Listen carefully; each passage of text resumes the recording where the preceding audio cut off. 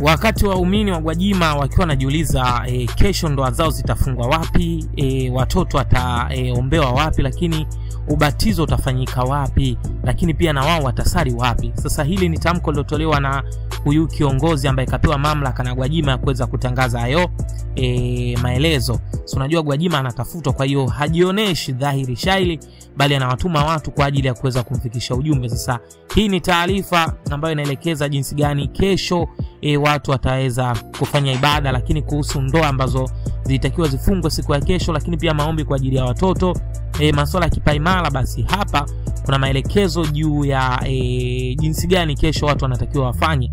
Unajua kanisa limefungiwa, lakini ibada haiwezi kufungiwa. Yani hata Gwajima alisema hakuna mtu wa kulifungia kanisa. Kwa hiyo tusikilize hapa maelekezo ambayo yametolewa na huyu mtu ambaye alipewa na Gwajima kwa ajili ya kuweza kuelekeza watu ni jinsi gani ya kesho Jumapili kuweza kufanya ibada. Wana wa Mungu, ninawasalimu kwa jina la Yesu Kristo, majeshi. Mimi kwa majina ni Dr. Eric Shaw, katibu mkuu wa kanisa la Glory of Christ Tanzania au nyumba ya ufufuo na uzima.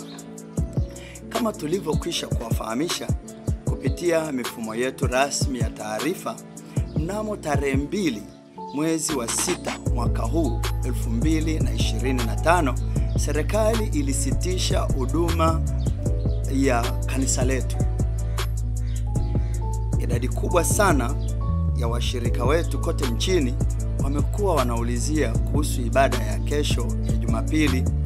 Kwa sababu hiyo, kwa niaba ya Baraza la Maaskofu wa Ufufuo na Uzima UEC, naomba kutoa maelekezo yafuatayo. Siku ya Jumapili ya kesho tarehe 8 mwezi wa 6 mwaka 2025 hapata kuwa na ibada kwenye makanisa yetu yote ya Glory of Christ Tanzania yaliyoko Tanzania. Kwa hiyo kila mshirika wa kanisa letu afanyie ibada nyumbani kwake. 2. Ninafahamu kwamba kwa mujibu wa ratiba ya kanisa letu kuna mambo mengi yalitakiwa kufanyika siku ya kesho, kama kufunga ndoa, ubatizo, ibada za meza ya Bwana, ibada za kubariki watoto na kadhalika. Matukio yote haya yanaahirishwa kwa siku ya kesho mpaka tutakapowafahamisha tena. Namba 3, ninawaagiza maaskofu wa majimbo yetu makuu yote 8 ya Tanzania, maaskofu wa majimbo yote 33, waangalizi wa divisheni, makuhani wa sehemu, waamuzi wa maeneo na walawi wa vituo wa Tanzania kutekeleza maelekezo hayo hapo juu kwa bidii. Ninamwagiza pia mkuu wa utawala na fedha kuwafahamisha wakurugenzi wa utawala na fedha wa majimbo yetu yote na wakuu wa idara kusimamia utekelezaji wa agizo hili kwa bidii kwenye majimbo yao yote. Maelekezo haya yanahusu makanisa yetu yaliyo Tanzania. Makanisa yetu yaliyo nje ya nchi yaendelee na taratibu zake kama zilivyopangwa.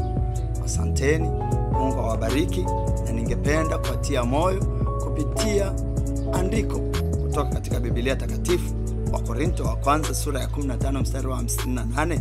Maandiko matakatifu yanasema, ndugu zangu wapendwa, muimarike, msitikisike, mkazidi sana kutenda kazi ya Bwana siku zote, kwa kuwa mwajua ya kwamba taabu yenu sio bure katika Bwana.